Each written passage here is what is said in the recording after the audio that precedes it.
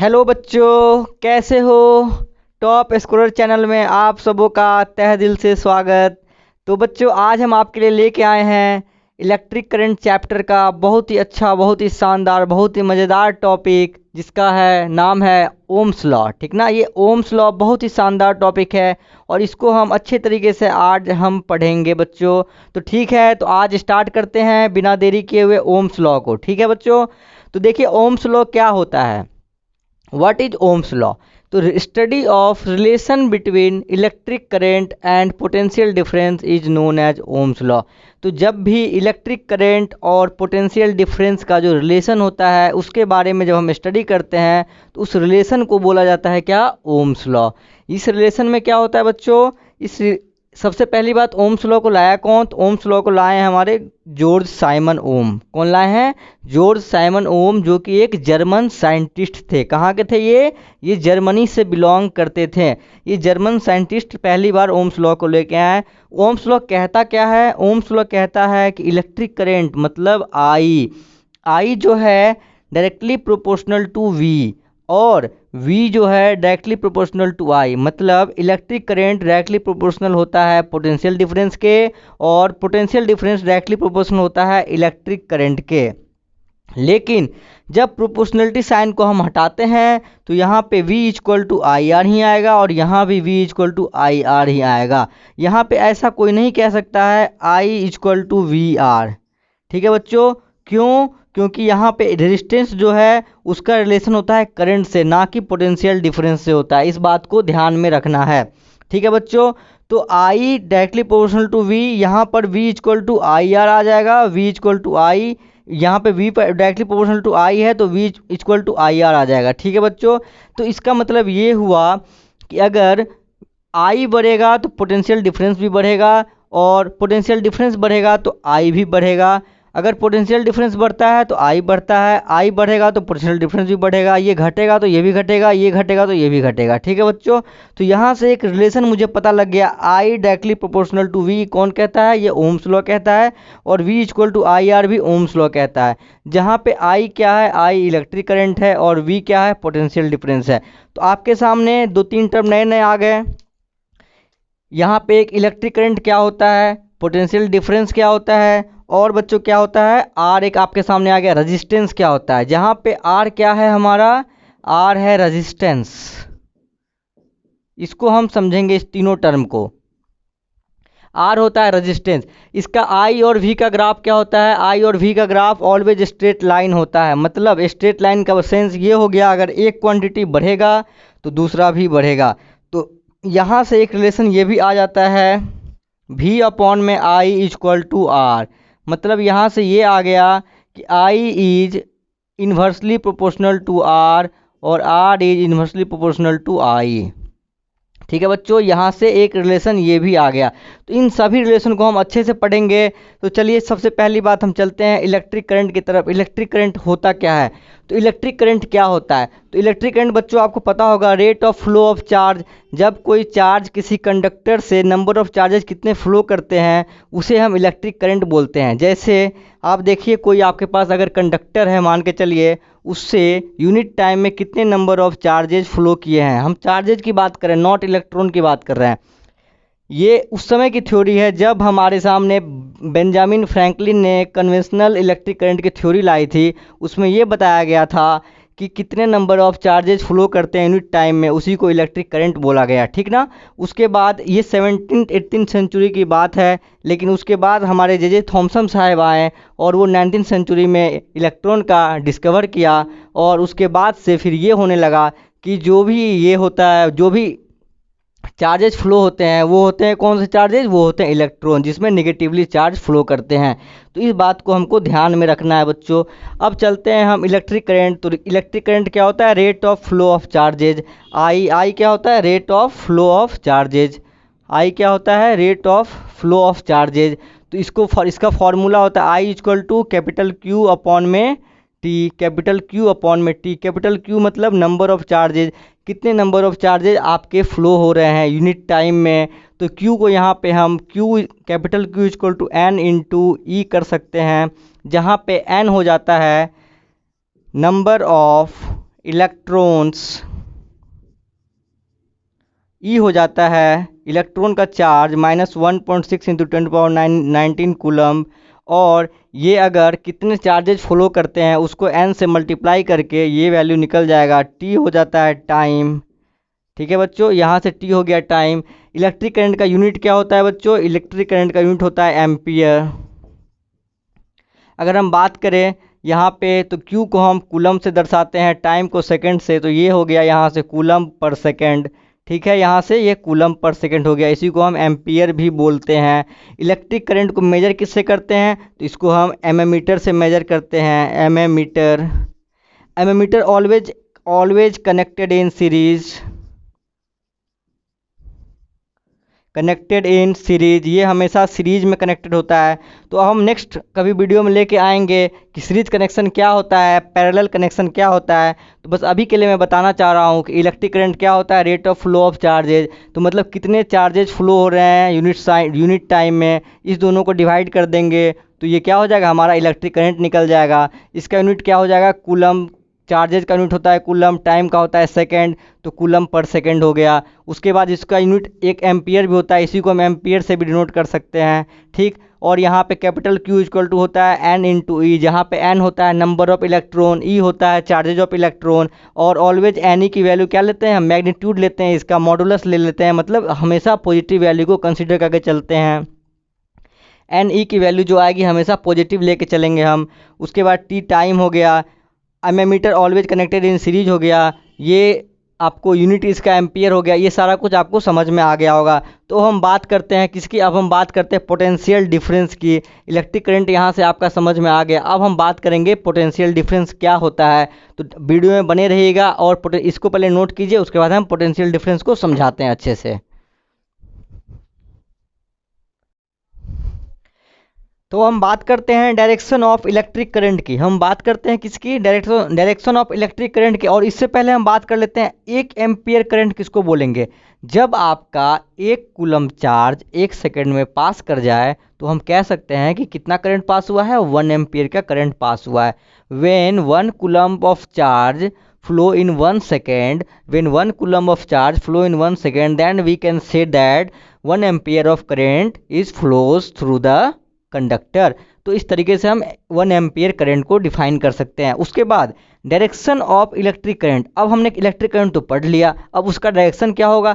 अब देखिए क्या है, इलेक्ट्रिक करंट का डायरेक्शन क्या होता है, opposite to the direction of the flow of electrons. अगर आपका इलेक्ट्रॉन का फ्लो इधर हो रहा है तो आपका इलेक्ट्रिक करंट का फ्लो क्या होगा, इधर हो जाएगा, अपोजिट हो जाएगा। या नहीं तो directions of flow of positive charges, तो या नहीं तो हम कह सकते हैं कि पॉजिटिव चार्जेज की जो डायरेक्शन के फ्लो हैं उस डायरेक्शन में क्या होगा, हमारा करंट का फ्लो होगा। तो इस टर्म को समझने के लिए आपको थोड़ा सा डीपली जाना पड़ेगा, क्योंकि ये 11th के क्लास में पढ़ना है। तो खैर इस पे हम डिटेल बात नहीं करेंगे, आपको सिर्फ ये बोलना है कि डायरेक्शन ऑफ इलेक्ट्रिक करंट क्या होता है, ये opposite to the direction of flow of electrons. ये समझने के लिए हमें जाना पड़ेगा कन्वेंशनल थ्योरी के ऊपर, और इलेक्ट्रॉन का जो नया थ्योरी आया है जे थॉमसन जी जो लाए हैं उसके ऊपर डिटेल में चर्चा करनी पड़ेगी, तब आपको ये चीज़ समझ में आएगी ये क्यों लिखा हुआ है। बस हमको ध्यान में रखना है कि opposite to the direction of flow of electron, या नहीं तो direction of flow of positive charges, दोनों में से कोई भी बोलेंगे तो सही होगा। Electric current is a scalar quantity. आपको पता होगा स्केलर और वेक्टर क्वांटिटी दो हमारे पास क्वांटिटी होते हैं। जिस क्वांटिटी के पास सिर्फ मैग्नीट्यूड होता है वो क्या होता है, स्केलर क्वांटिटी होता है। लेकिन जिस क्वांटिटी के पास मैग्नीट्यूड और डायरेक्शन हो दोनों होता है तो वो क्या हो गया, वो वेक्टर क्वांटिटी होता है। लेकिन इलेक्ट्रिक करंट के पास क्या होता है, सिर्फ मैग्नीट्यूड होता है, इसीलिए हम इसको क्या बोलेंगे, इसको बोलेंगे स्केलर क्वांटिटी। जैसे हमारा वेलोसिटी हो गया is a vector quantity, speed is a scalar quantity, उसी तरीके से electric current is a scalar quantity. तो यहाँ तक आप नोट कीजिए। उसके बाद हम चलते हैं पोटेंशियल डिफरेंस की तरफ कि पोटेंशियल डिफरेंस क्या होता है।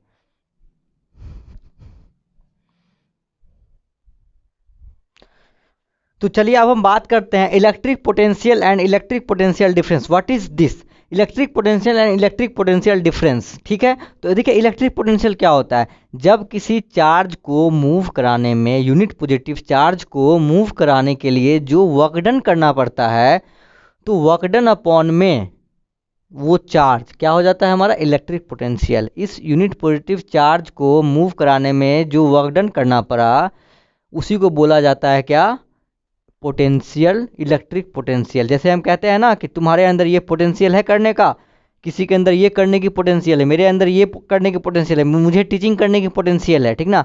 तो वही कहा जा रहा है कि यूनिट पॉजिटिव चार्ज को मूव करने के लिए जो वर्क डन किया जाता है उसी को क्या बोला जाता है, पोटेंशियल, इलेक्ट्रिक पोटेंशियल बोला जाता है। तो V इक्वल टू क्या होता है, W अपॉन में Q। Q यहाँ पे हो गया यूनिट पॉजिटिव चार्ज, एक पॉजिटिव चार्ज को जब हम मूव करते हैं। और W वर्क डन का यूनिट क्या होता है, जूल होता है, और चार्ज का क्या होता है, कूलम्ब होता है। तो joule coulomb inverse minus coulomb की पावर -1, ये इस तरीके से हम लिख सकते हैं। इसका एसआई यूनिट क्या होता है, वोल्ट होता है। इसका एसआई यूनिट क्या होता है, वोल्ट होता है। जब हम कह देंगे कि जब एक कूलम्ब चार्ज को मूव कराने में 1 जूल का वर्क डन किया गया है किसी कंडक्टर में, तो हम क्या कर सकते हैं वहाँ पे उसको 1 वोल्ट हम बोल सकते हैं, ठीक ना। अब देखिए यहाँ पे पोटेंशियल डिफरेंस क्या होता है कि जब है सेम चीज़ बट अंतर क्या है, इस चार्ज को अब हम क्या कर रहे हैं, बी से ए पे ला रहे हैं। चार्ज यहाँ पे है, यहाँ पे है, यहाँ से हम उठा के इस ए पे ला रहे हैं, ठीक, इस ए पे ला रहे हैं। तो हम क्या कर रहे हैं, V A minus V B कर रहे हैं। अब इस बात को समझना है कि V B minus V A क्यों नहीं कर रहे हैं, हम V A minus V B कर रहे हैं क्योंकि कभी भी जो चार्ज का मूवमेंट होता है, किसी भी चीज़ का मूवमेंट होता है, from higher concentration to lower concentration की ओर होता है। तो जब हम बी से ए की ओर ला रहे हैं, अगर बी पे हायर कंसंट्रेशन होता तो चार्ज अपने आप ए पे चला आता।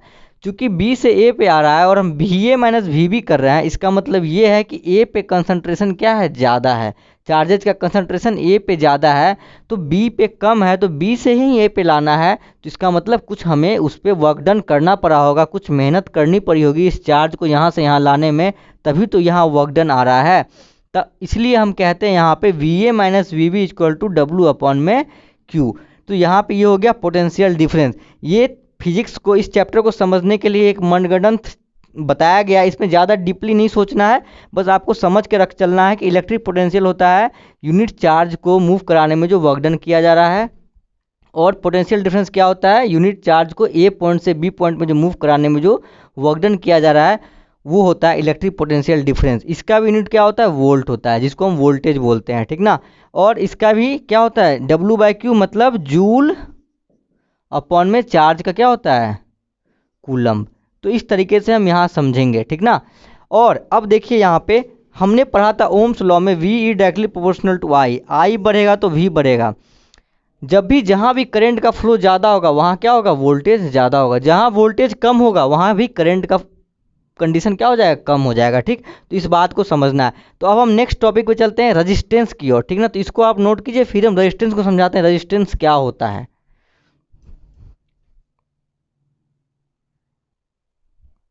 चलिए तो अब हम समझते हैं रेजिस्टेंस क्या होता है। देखिए रेजिस्टेंस क्या होता है, एक कंडक्टर का प्रॉपर्टी होता है जो क्या करता है, कंडक्टर के अंदर जो चार्ज का मूवमेंट होता है जिससे हमें इलेक्ट्रिक करंट प्रोड्यूस मिलता है, वो मूवमेंट को क्या करता है, कम करता है, रोकता है, रजिस्ट करता है, उसी को बोला जाता है रेजिस्टेंस। ये हर कंडक्टर के अंदर होता है। अब देखिए ये क्या करता है, चार्ज के मूवमेंट में बाधा डालता है, रोकता है, उसको कहता है नहीं तुमको नहीं जाना है, इतना तेज नहीं जाना है, स्लो करता है, ठीक ना।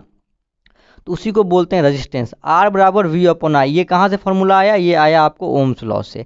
मतलब R, अगर R बढ़ेगा तो I क्या होगा, घटेगा। अगर R बढ़ाते हैं, रेजिस्टेंस बढ़ जाएगा किसी कंडक्टर में, ज़्यादा हो जाएगा तो करंट अपने आप क्या हो जाएगा, कम हो जाएगा। अगर R कम हो गया तो करंट क्या हो जाएगा, ज़्यादा हो जाएगा। ये दोनों क्या हैं, एक दूसरे के इन्वर्सली प्रोपोर्शनल है, ठीक।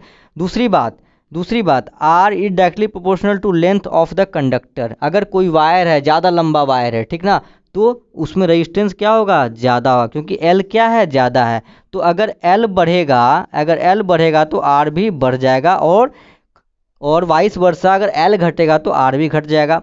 रेजिस्टेंस इन्वर्सली प्रोपोर्शनल टू ए, अगर एरिया ऑफ क्रॉस सेक्शन, किसी वायर का एरिया ऑफ क्रॉस सेक्शन ज़्यादा है, मोटा है कोई वायर, तो क्या होगा, वहाँ रेजिस्टेंस क्या हो जाएगा, कम हो जाएगा। मतलब ए बढ़ेगा तो ये क्या हो जाएगा, कम हो जाएगा। एरिया बढ़ेगा तो रजिस्टेंस क्या हो जाएगा, कम हो जाएगा। और इसी तरीके से आप देखते होंगे कहीं पे हाई वोल्टेज वायर जो होता है, जहाँ करंट ज़्यादा फ्लो होता है, वहाँ पे वो मोटे मोटे वायर होते हैं। क्यों? क्योंकि मोटे वायर में रजिस्टेंस कम होता है और इजीली करंट वहाँ पे फ्लो करता है। उसी तरीके से जब इससे इस दोनों इक्वेशन को हम मिलाएंगे तो R equal to rho L by A हो जाता है। यहाँ पे रो जो है इसी को बोला जाता है रजिस्टिविटी। क्या बोला जाता है? रजिस्टिविटी। इसको रजिस्टिविटी बोला जाता है, जिसका यूनिट क्या होता है? ओम मीटर। और ये कहाँ से आया? तो जब इस फॉर्मूले में हम रो की वैल्यू निकालेंगे तो R इंटू ए अपॉन में एल, तो R का तो होता है ओम, ए का होता है मीटर स्क्वायर और एल का होता है मीटर। तो 1 मीटर से 1 मीटर कट गया तो ओम मीटर क्या हो गया? इसका यूनिट ओम मीटर हो गया। अगर इसी में एल की वैल्यू भी 1 ले लेंगे और ए की वैल्यू भी 1 ले लेंगे, मतलब लेंथ आपका 1 मीटर हो जाएगा और एरिया ऑफ क्रॉस सेक्शन भी 1 मीटर स्क्वायर हो जाएगा।